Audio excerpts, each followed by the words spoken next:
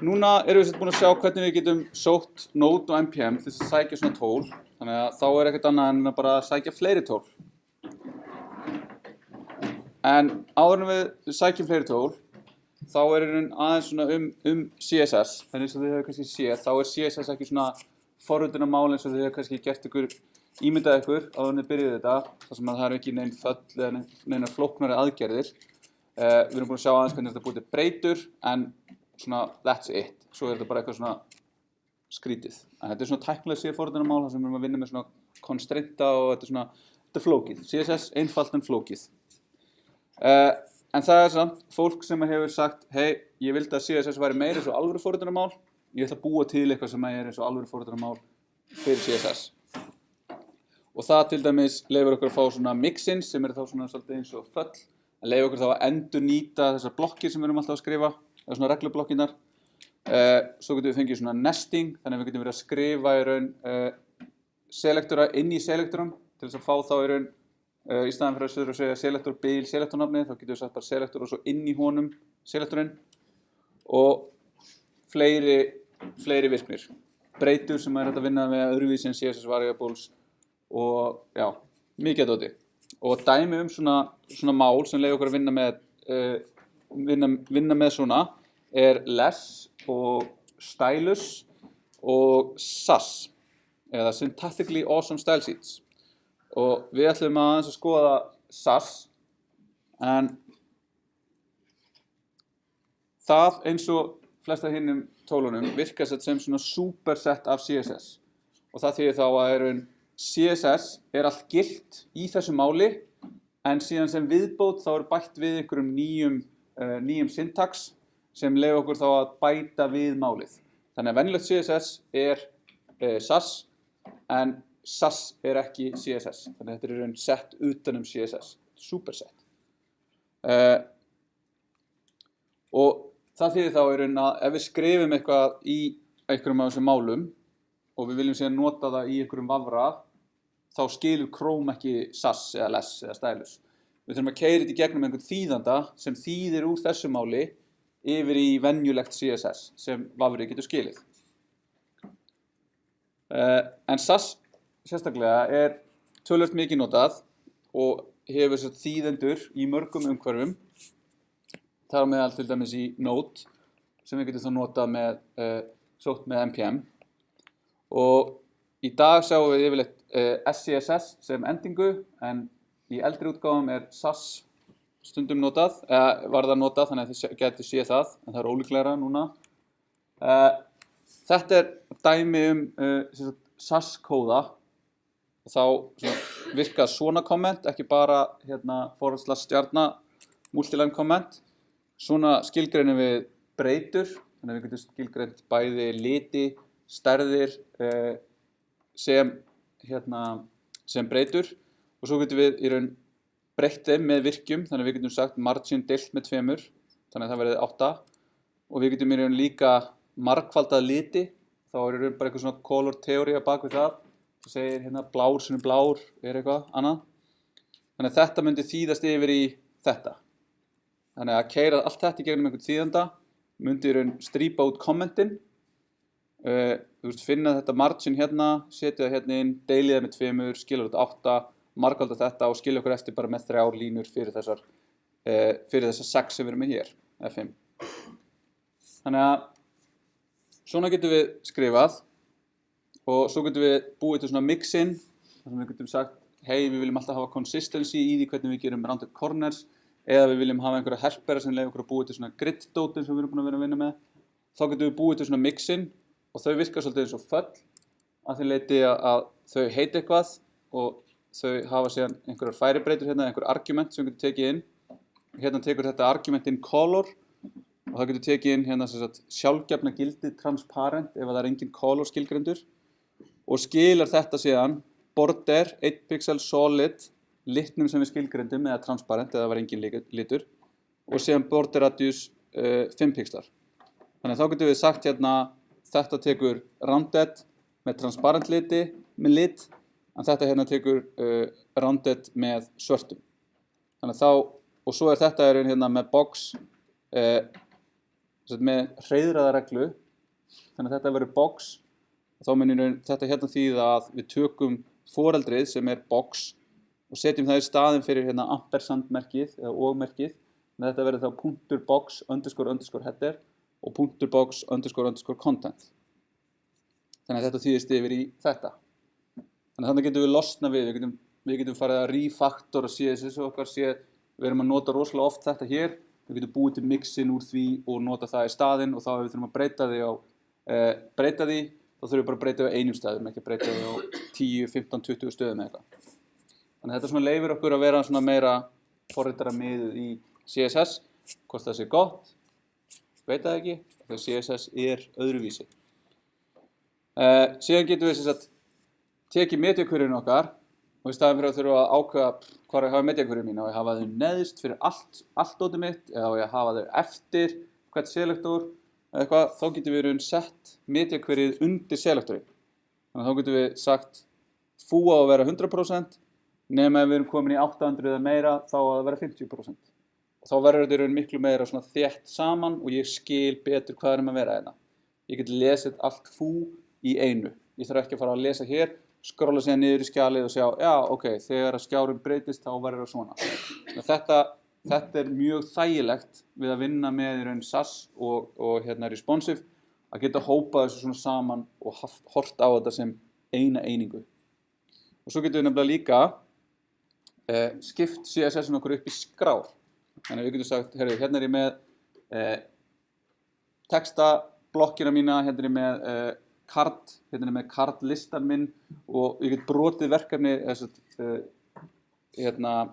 CSS-ið í verkefninu upp í búta eftir því hvað það og svo get ég importa því öllu inn í einhverja aðalskrá sem að við síðan þýðum í eina skrá í lokin. Og þannig getum við svo skipulagt CSS-ið okkar eða SAS-ið okkar og við erum með verkefnið skipt upp sem gerir það líka verkum að það getur verið þægilega að vinna það í hóp, af því að þú tekur headerinn, það í header.css, SCSS. Ég ætla að taka fótinn, það í footer.SCSS. Og líkurnar á því að við rekjumst eitthvað á eða skrifum yfir hjá hvort öðru mun minni, af því að við erum að vinna bara í sitt hvoru skránni, svo tjekkum við það inn og við fáum skrána hjá hinu og öfugt. Þannig að þá hægt og rólega verður verkefni til.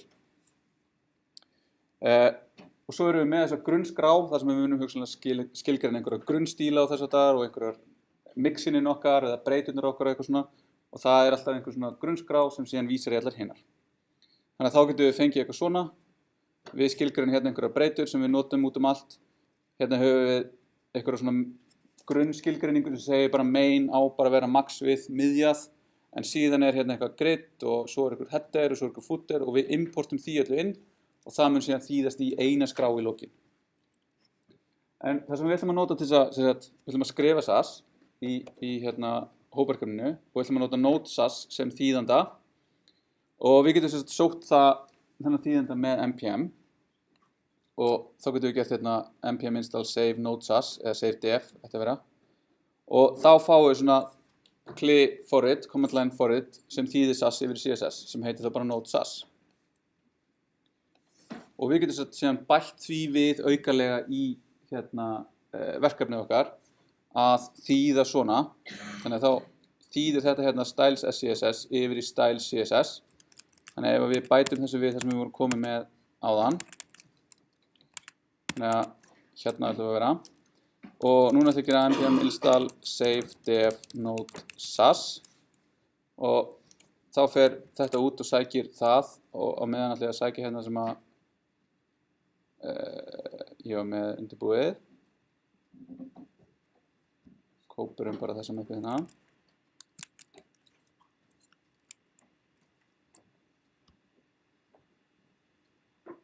Þannig að hérna erum við þá komið með eitthvað button sem eitthvað config sem með einhverju með svona mixin fyrir columns og fyrir row. Við gerum þá þessa vinnu sem þeir eru aðeins kunnug Og hérna erum við síðan með einhvern lista sem á í raun að vera halda utan eitthvað sem inn í svona grid. Og það á að vera hérna með þessu gutter svo lengi sem að við erum undir í raun max width á vefnum, þannig leið og við þetta er svo komið veg fyrir að nefnið okkar leggist alveg út í viewportið.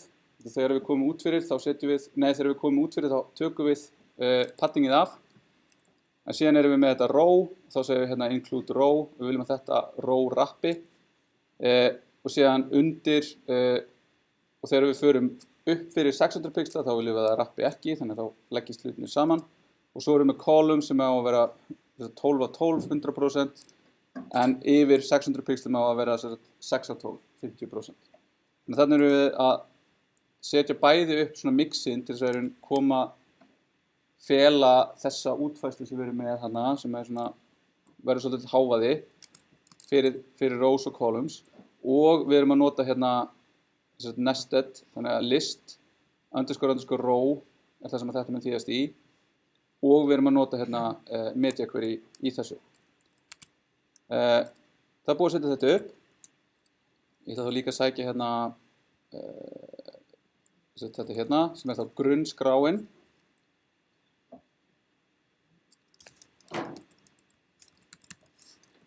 Og þá er hún í raun að segja hérna eitthvað í config, sem er hérna, þá erum við með eitthvað sem ég nota hérna sem sagt, og síðan importum við þessum takka og við importum þessum lista. Þannig er ég búinn að brjóta verkefnið upp í þessa tvo hluti og ég vista þetta og síðan aukalega ætla ég sem sagt að vera með hérna SAS og ég ætla að bæta því við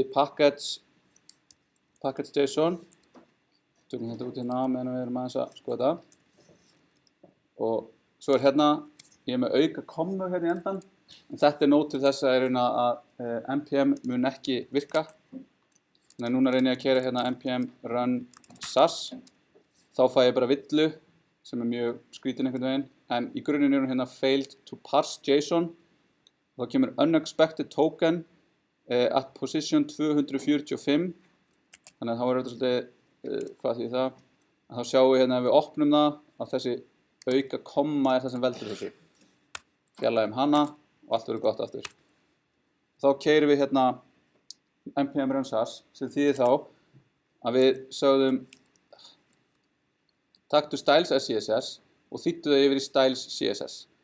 Þannig að þá var þessi skrá opnuð, hún var túlkuð af þessum þýðanda og þá var farið í gegnum þetta allt og allt sótt og allt keyrt.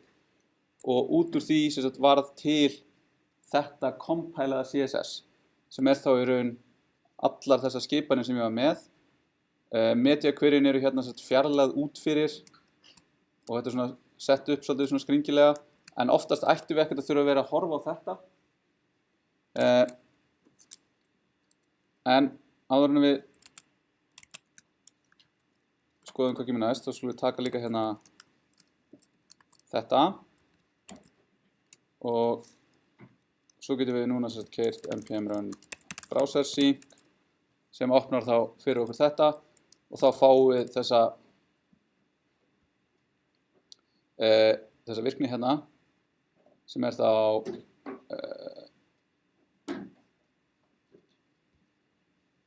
þessi tveir dálkar þegar við erum komin upp fyrir eitthvað og þá sjáum við hérna að við erum með eitthvað list row, list call, stakk með þetta eins. En þá erum við hérna, nú smellum við þetta og þá fáum við bara eitthvað inn í þetta hérna skjal sem ég var að segja við ættum ekkert að þetta þurfa að vera að horfa á. Af því að það verður mjög erfitt síðan að segja býtu, ok, þetta hér var hvað? Og þurfa að fara hérna inn og þurfa einhvern veginn að fara að búa til svona einhvern reverse þýðanda í hausnum á okkur til að vita hvað er í gangi. En við þurfum þess ekki, af því að það er búið að leysa þetta með source map sem er í raun svona möppunarfall sem mappar úr þýddakóðanum yfir í óþýddakóðan. Þannig að þá er þetta source map sem lætur vita þegar það er eitthvað sem á við línu X í CSS-unu sem var þýtt, þá á það við línu Y í SCSS skráni og jafnvel línu Y í list SCSS skráni og þannig getum við í raun fengið þær upplýsingar þegar við erum að debugga og þá þurfum við að bæta við þessu source map embed inn í inn í skriftin okkar. Þannig þá gerum við svona og þá svo erum við farin að ok, nú erum við browsing í gangi en ég vil heldur ekki þurfa að slökkva því, opna það. Þannig ég ætla að opna hérna nýjan glugga, nýtt terminal og npm run sas. Þetta keyrðist, browsing sá, hey, style CSS breyttist af því að þýðandinn í raun skrifaði nýja útgáfu og við fáum hérna nýja útgáfu hérna og ef ég núna fer að inspekta eitthvað og gerir list call, þá sér það hérna list SCSS í línu 21. Ég ít á það og ég fæ nákvæmlega það sem passar í raun við sourceið mitt. Út af því að galdurinn felst í því að núna í raun hérna í style CSS, ekki bara þetta hérna, heldur líka einhver gomma af einhverju base 64 encoded JSON-i hérna í restina, sem í raun þetta map, sem við þurfum ekkert að vera að hugsa um. Þetta í raun bara það sem að leyfir okkur að sjá hvað að gerast, hvaða lína á við hvaða línu í SAS-grannum okkar. En síðan þetta núna tvennt sem ég sé fyrir allavega. Ok, ef ég vil vera að skrifa CSS, þá vil ég ekki vera að skrifa SCSS hérna, ég segi eitthvað, heyrðu, ég ætla að bæta við hérna employees, sem einhver listi hjá mér, og vista og fara í hérna, gera svona, keyra þetta, bíða, fara aftur. Ég vil reyna að þetta sé ekki skref sem ég þarf að taka, því þetta er leiðilegt skref og ég á ekki þurfa að gera svona. Þetta er eitthvað sem tölvur eru mjög góðar í. Þannig að þá viljum við einhvern veginn geta fylgst með þegar ef ég breyti og vista SCSS-ið að það bara kompælist aftur. Og við getum gert það með því að setja fleiri options inn í þetta Node.js tól og þá getum við sagt hérna, ef við tökum það bara sér, SAS watch, sem segir þá Node.js source map embed _ watch á SCSS grár recursivt í gegnum í raun allt allar möppur sem eru með SCSS grám og áfram aftur túlkaðar yfir í styles CSS. Þannig ef við tökum þetta núna og bætum því í package, þá getur núna í staðin fyrir að keyra npm run sas, þá gerir ég npm run sas watch og þá er núna hættir þetta því að núna er þetta bara eitthvað forrit í gangi sem er að fylgjast með fælsysteminu og alltaf þegar við vistum eitthvað þá mun það athuga, hey, var þetta SCSS grá? Já, þá ætla ég að breyta henni. Þannig að ég fer núna í config hérna einhvers staðar. Og ég breyti þessu í bara 600 pixla. Þá er raun saving CSS, file event change, eitthvað ofta það en eitthvað skyti. Og þetta hérna, sjá, max við 600 pixla núna. Þannig að þetta er uppfærðist. Þetta er aðeins meira 800 pixlar. Þannig að þetta er að uppfærðast núna í gegnum browsing og Node. Þannig að tólin er að spila saman. Og þá er aftur önnur spurning, af hverju þarf ég að vera að keyra þetta svona í 2 gluggum? Það er vesen. Getið ekki bara keyrt þetta saman í einni skipun? Þá eru þetta til tól sem hjálpar við að keyra mörg tól í einu.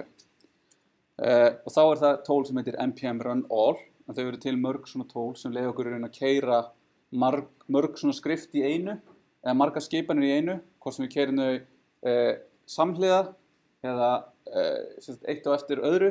Þannig að ef við erum eitthvað að ég þarf að klára A, svo þarf ég að klára B, svo þarf ég að klára C, þá getum við gert það, eða ég þarf að keyra A, B og C allt í einu. Þannig að við getum notað þetta og aftur sækjum það í verkefnið okkar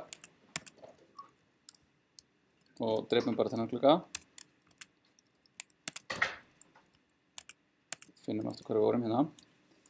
Og þá getum við verið núna með eitthvað browsing og SAS og þá getum við búið til núna eitthvað eins og hérna dev sem er oft notað. Þannig að þá er það í raun, ég er að fara að developa, deva, þá er það tólið, hérna skriftan sem ég keyri.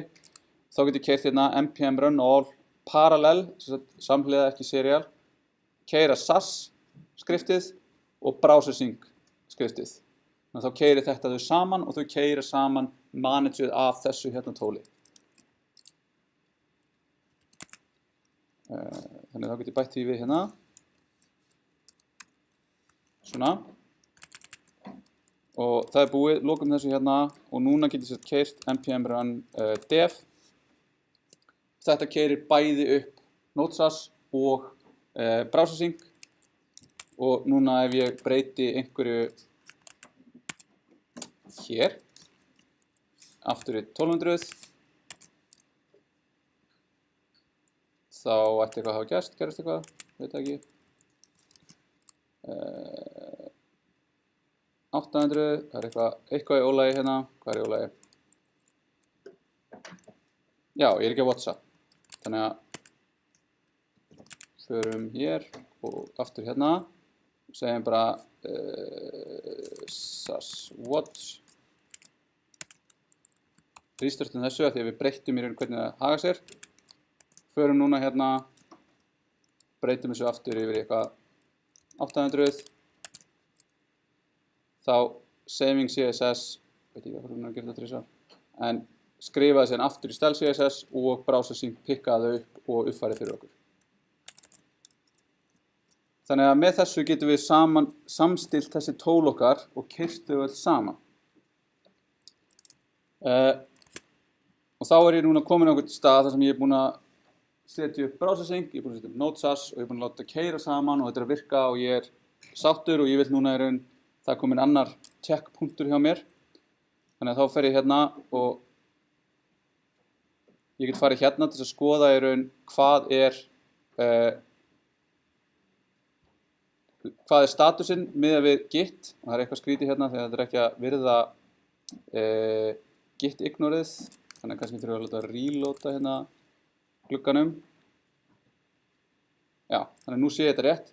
Þetta er í raun breytingarna sem ég er búinn að gera frá seinasta check-in og ég get séð þar hérna í meira svona sjónrænu viðmóti en að vera að skoða það bara í command line. Þannig ég get ítt hér og þá get ég séð ég var með hello bye en núna er ég komið með þetta hérna í staðinn. Ég var með í package.json var ég bara með browser sync og núna er ég komið með fleiri og ég komið með fleiri dependency hérna.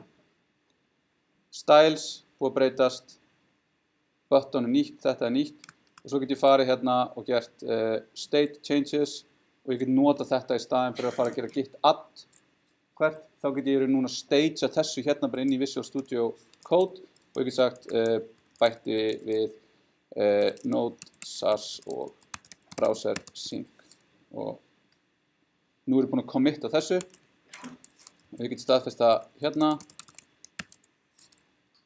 og git log og þá er þetta komið hérna. Þá er Visual Studio er með viðmót til þess að vinna með Git. Síðan er eitt tól sem ég ætla að fara yfir og það er stylelint sem er í raun linter fyrir CSS og SAS og eins og við kannski munið þá eru linter eitthvað sem að horfir á kóðun okkar og segir hérna hei, þetta getur hugsanlega orðið vandræði fyrir þig, þú ætti kannski að laga þetta eða hei, samkvæmt því sem er sett upp í verkefninu þá viljum við skrifa CSS svona þú skrifar það ekki þannig að þú ættir að laga það og við ætlum að setja upp og við ætlum að fylgja best practices svona fyrir einhverja skilgreiningu á því að nota stylelint config primer frá GitHub sem er þá í raun að við ætlum að skrifa SCSS eins og GitHub skrifar það af því að það er svona allt í lagi og það eru svona skemmtilegi núansar á því eins og þetta property má bara vera á undan má ekki vera eftir þessu property þannig að það skilgreinir hvernig við erum að raða propertyunum hjá okkur. Það er svona aðeins til þess að fá tilfinningu fyrir því að vera með eitthvað svona constrainta sem eru hljóma mjög random en eru samt þarna og við erum bara eitthvað fæn. Þannig að þá setjum við það upp og við aftur bætum við hérna í verkefnið okkar og þá getur ég núna allir að setja upp 2 pakka í einu, þá getur ég bara sett þá hérna eftir hverjum öðrum og nú sækjum við báða pakkana en síðan þarf þetta stylelint þarf við að vita hvaða reglum á að fylgja og við skilgreinum það í stylelint.rc.skrá eða svona .skrá og þar ætlum við að vísa í það að við ætlum að nota reglurnar úr þessu stylelint config primer þannig að við ætlum að búa til þessa hérna skrá sem segir bara eitthvað stylelint okkar ætlar að vísa í þetta aftur við ætlum sklugi fyrir aftur hérna búum til style lint rc og paustum inn þessu og það komið hérna. Þannig að þá ætlum við að bæta við skriftunum okkar til þess að reyna að keyra þennan linter fyrir bæði CSS eða SCSS. Gerum það bara hérna fyrir SCSS. Svona.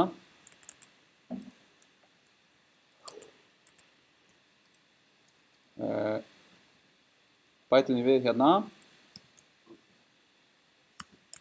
Síðan getum við keyrt npm run style lint.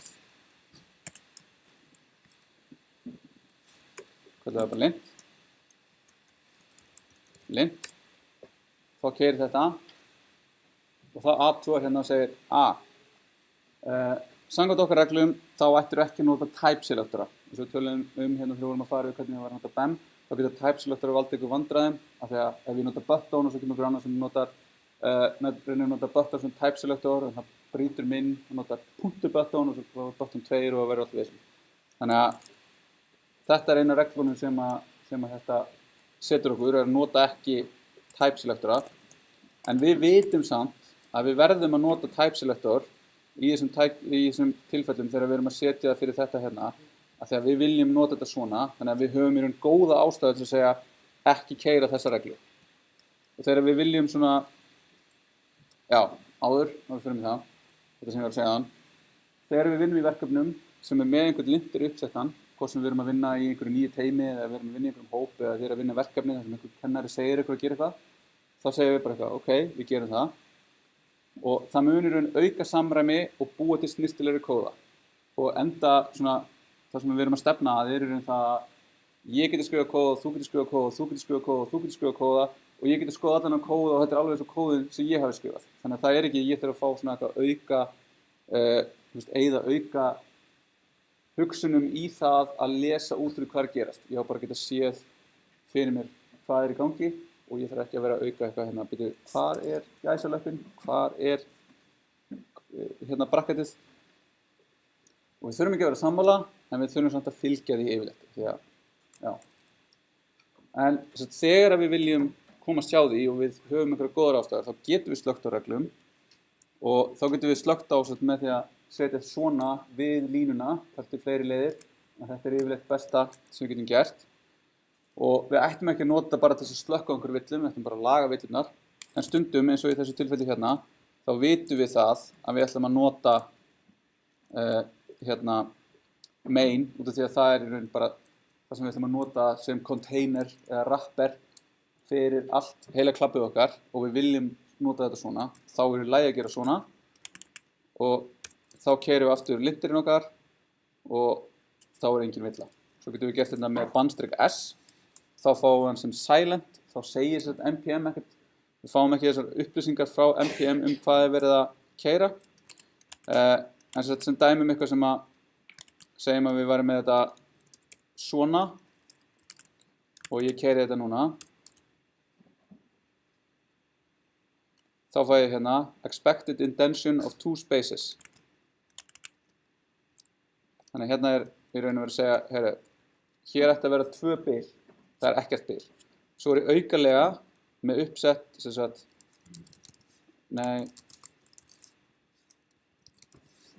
pakka hérna,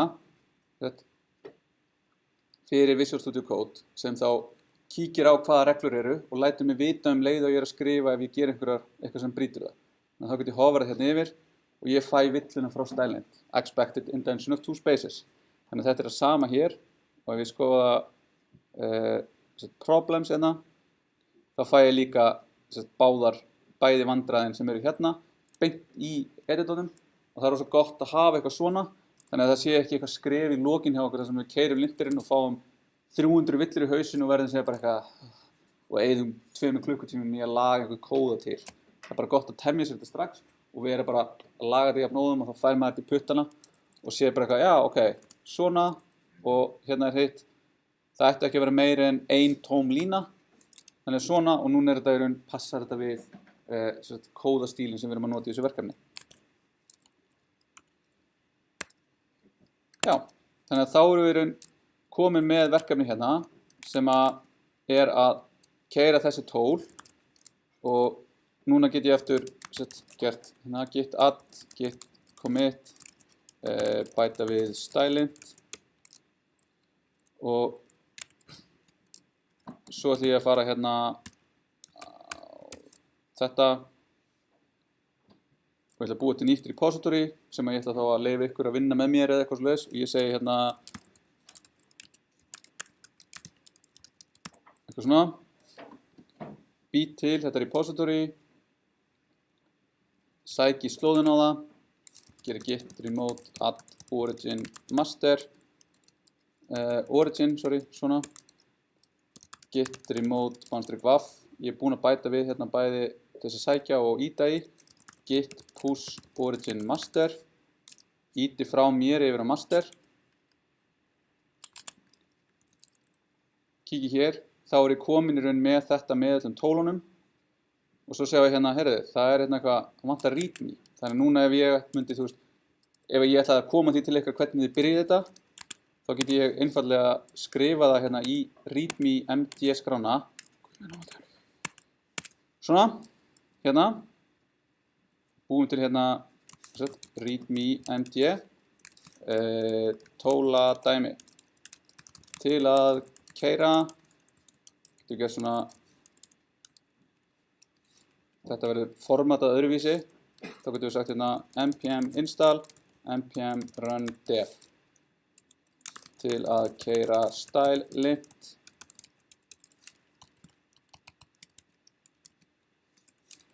npm run lint svona, þannig að þannig er ég búinn að setja inn einhverjar upplýsingar það hvernig ég að gera þetta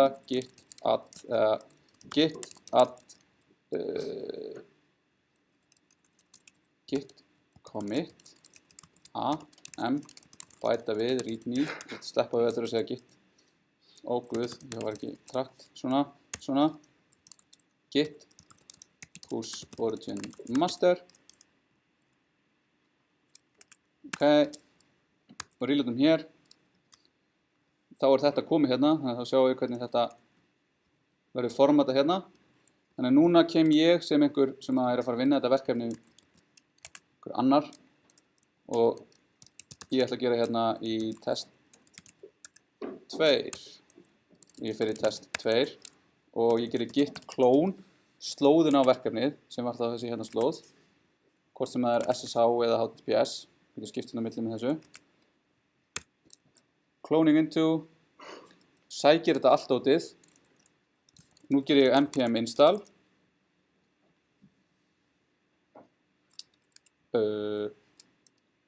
já, ég ætla eftir að setja inn í verkefnið npm install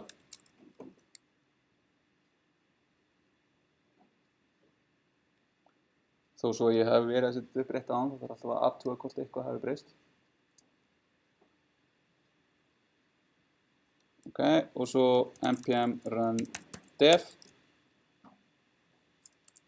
og ég er í raun komin núna up and running, nú get ég opnað í raun möppuna og fara að forrita eitthvað og öll tólin eru sett upp, allt er í raun eins og það ætti að vera og ég get byrjað að vinna ég og þú og allir hinn sem eru með okkur í hóp ættum bara að hafa nákvæmlega sama umhverfi og það ætti ekki að vera neitt fara neitt á milli mála hvernig það er